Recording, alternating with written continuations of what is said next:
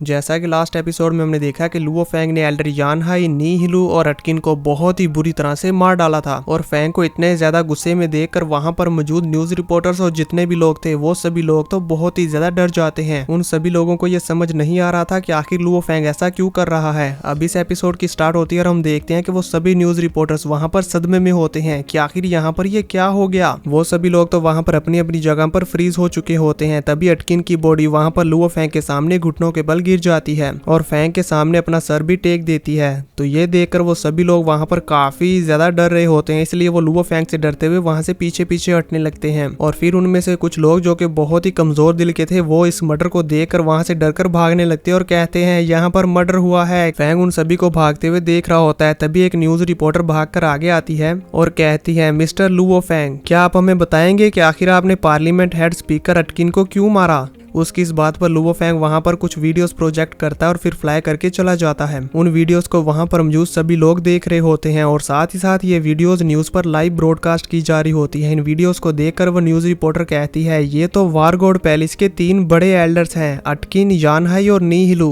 उन वीडियोस को ध्यान से देखने पर उन्हें पता चलता है और वो कहती है, ये लोग तो हीरोज की फैमिली को नुकसान पहुंचा रहे हैं। इन वीडियोस को देखकर वो न्यूज रिपोर्टर सारी बात समझ जाती है और वो भागते हुए कैमरे के सामने आकर कहती है, इमरजेंसी ब्रॉडकास्ट, इमरजेंसी ब्रॉडकास्ट। ये न्यूज पूरे वर्ल्ड में लाइव ब्रॉडकास्ट हो रही थी। सिटी में मौजूद लोग, वारगोड पैलेस में मौजूद लोग और साथ ही साथ जितने भी लोग थे दुनिया में सभी लोग ये न्यूज देख रहे होते हैं। वो न्यूज रिपोर्टर बताता है कि इंस्पेक्टर लुओ फेंग सडनली वापस आ गए। एल्डर लुओ फेंग वापस आ गए हैं और उन्होंने वापस आते ही 3 वारगोड पैलेस के एल्डर्स को जान से मार डाला है, जिनका नाम है अटकिन, नी हिलू और यानहाई। और साथ ही उन्होंने वारगोड पैलेस को एक एविडेंस वीडियो भी दी है, जिस वीडियो में यह साफ देखा जा रहा है कि ये तीनों एल्डर्स मिलकर हीरोज की फैमिली को नुकसान पहुंचा रहे हैं और इन्होंने उन्हें काफी टॉर्चर भी किया है। इस न्यूज और वीडियो को वारगोड पैलेस में मौजूद सभी बड़े बड़े वॉरियर्स और एल्डर्स भी देख रहे होते हैं, जिन्हें देखकर उन सभी लोगों को काफी गुस्सा आ रहा होता है कि आखिर इन तीनों ने ये करने की हिम्मत कैसे की। अब क्योंकि लुओ फेंग ने इन तीनों एल्डर्स को इतनी दर्दनाक मौत दी थी, इसकी वजह से लुओ फेंग के अगेंस्ट कानूनी कार्रवाई करने के लिए एक नोटिस जारी किया जाता है, जिसके लिए वारगोड पैलेस में मौजूद सभी वॉरियर्स को वोटिंग करनी होगी कि लुओ फेंग के अगेंस्ट कानूनी कार्रवाई की जाए या नहीं। पर वो सब लोग इस वीडियो को देखकर समझ जाते हैं कि लुओ फेंग ने जो भी किया बिल्कुल ठीक किया। ये तीनों लोग इस सजा के काबिल थे। अगर लुओ फेंग उन्हें नहीं मारता तो वारगोड पैलेस के कानून ही उन्हें जान से मार डालते। इसलिए वो सभी लोग लुओ फेंग के अगेंस्ट कार्रवाई ना करने के लिए वोट देते हैं, जिसमें से 99.6% वोट सारे लुओ फेंग की साइड में होते हैं। इसी वजह से अब इन तीनों एल्डर्स को मारने के बावजूद भी लुओ फेंग के ऊपर कोई भी कानूनी कार्रवाई नहीं की जाती।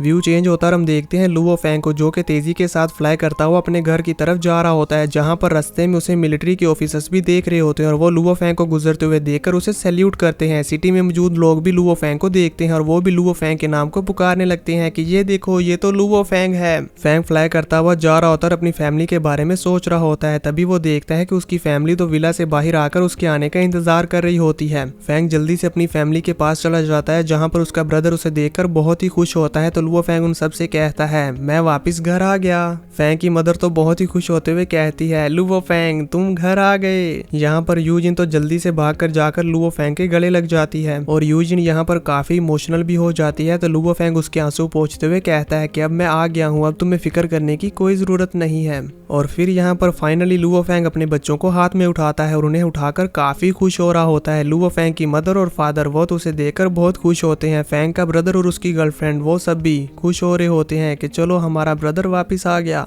फेंग अपने बच्चे को गोदी में उठाए होता है और फिर यूजिन का हाथ पकड़ते हुए कहता है, यूजिन मुझे याद है कि मुझे अभी भी तुम्हें वेडिंग सेरेमनी देनी है। जिसके बाद वो सभी लोग विला के अंदर चले जाते हैं और वहां पर एक क्वालिटी टाइम स्पेंड करते हैं। अब हमें अगले दिन का सीन दिखाया जाता है, जहां पर हम देखते हैं कि लुओ फेंग ने वेडिंग सेरेमनी रखी होती है और वेडिंग सेरेमनी की सारी तैयारियां भी कंप्लीट कर ली होती है। अब वहां पर उस वेडिंग सेरेमनी का होस्ट आता है और यहाँ पर जितने भी गेस्ट आए होते हैं उन सब के साथ हमें इंट्रोड्यूस करवाता है, जिनमें हम देखते हैं कि जियांगनान बे सिटी के मेयर भी यहाँ पर आए होते हैं और उनके साथ साथ मिलिट्री के कमांडर और साथ ही साथ लुओ फेंग के जितने भी दोस्त थे वो सब लोग यहाँ पर आए होते हैं। लुओ फेंग उन सब के साथ मिल रहा होता है। फेंग की पुरानी सारी फायर हैमर टीम भी यहाँ पर आई होती है। वो सभी लोग यहाँ फेंग की वेडिंग सेरेमनी में आकर काफी खुश होते हैं और एक दूसरे के साथ मिलजुल रहे होते हैं। वेडिंग सेरेमनी का होस्ट ये सेरेमनी देखकर काफी खुश हो रहा होता है और कहता है, मुझे तो यकीन नहीं हो रहा, मैं इस वेडिंग सेरेमनी का होस्ट हूँ। आमतौर पर यहाँ जो वेडिंग्स होती हैं वो तो नॉर्मल सी होती है, पर आज यहाँ पर जो वेडिंग हो रही है ये ह्यूमन हिस्ट्री में सबसे हाईएस्ट स्टेटस की वेडिंग सेरेमनी है। ये इस वर्ल्ड में मेरे करियर का सबसे ऊंचा मुकाम है। सिर्फ इतना ही नहीं, मैं इस दुनिया में ऐसा अकेला वेडिंग होस्ट हूँगा जो इतनी बड़ी वेडिंग सेरेमनी को होस्ट कर रहा है। ये सोचकर वो वहाँ पर काफी खुश हो रहा होता है और फिर कहता है चलें अब हम इस वेडिंग सेरेमनी को स्टार्ट करते हैं। उसके ऐसा कहते ही वेडिंग हॉल की सारी लाइट्स ऑफ हो जाती हैं और वहाँ पर एक स्पॉट लाइट ऑन हो जाती है जो कि लुओ फेंग और यूजिन के ऊपर पड़ेगी। अब वो स्पॉट लाइट वहाँ पर एंट्रेंस पर जाकर रुक जाती है। अब इसके बाद हम देखते हैं कि उस स्पॉट लाइट के अंदर एक डोर ओपन होता है जिसमें यूजिन और उसके ग्रैंडपा होते हैं। और यूजिन तो यहाँ पर सच में वेडिंग ड्रेस में बहुत ही ज्यादा प्यारी लग रही होती है। यूजिन का वेलकम करते हुए वहाँ पर मौजूद सभी गेस्ट क्लैपिंग करने लगते हैं, जिस पर यूजिन और उसके ग्रैंडपा स्पॉटलाइट में चलते हुए स्टेज की तरफ जाने लगते हैं। लुओ फेंग उन दोनों को आते हुए देखकर काफी खुश हो रहा होता है। यूजिन स्टेज की तरफ जाते हुए लम्हों के बारे में याद करती है जब लुओ फेंग ने उससे कहा था कि मेरा ड्रीम है इस वर्ल्ड को प्रोटेक्ट करना, तो यूजिन ने उसके लिए प्रे की थी कि तुम अपने इस सपने को पूरा करने में कामयाब हो जाओ। अब यूजिन और उसके ग्रैंडपा चलते हुए लुओ फेंग के पास आ जाते हैं, जहाँ पर लुओ फेंग यूजिन की कही हुई बात को याद करता है।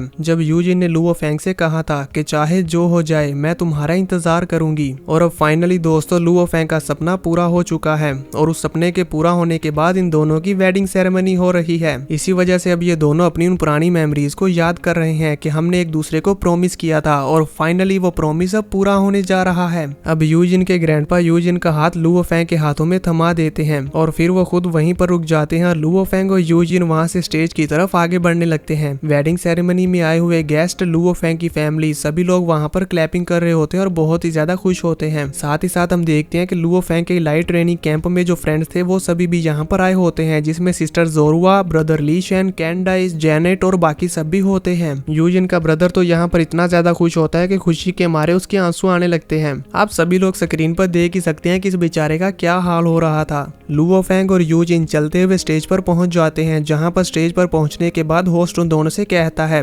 दुल्हा और दुल्हन दोनों एक दूसरे के आमने सामने आ जाएं। वो दोनों ऐसा ही करते हैं और फिर लुओ फेंग यूजिन से प्रोमिस करता है, जिसके बाद यूजिन भी लुओ फेंग से प्रोमिस करती है और फिर लुओ फेंग यूजिन को प्रपोज करता है, यूजिन क्या तुम मुझसे शादी करोगी? जिस पर यूजिन भी खुशी खुशी हाँ कर देती है और फिर लुओ फेंग उसे वेडिंग रिंग पहनाता है। ये देखकर लुओ फेंग की फैमिली और उसके सभी फ्रेंड्स काफी ज्यादा इमोशनल हो जाते हैं और बहुत खुश होते हैं। अब वो दोनों एक दूसरे को किस करते हैं और उनकी वेडिंग सेरेमनी यहाँ पर फाइनली कंप्लीट हो जाती है। वहाँ पर मौजूद सभी गेस्ट बहुत ज्यादा खुश हो रहे होते हैं और उनके लिए क्लैपिंग कर रहे होते हैं, साथ ही साथ उन्हें चेयर्स भी कर रहे होते हैं।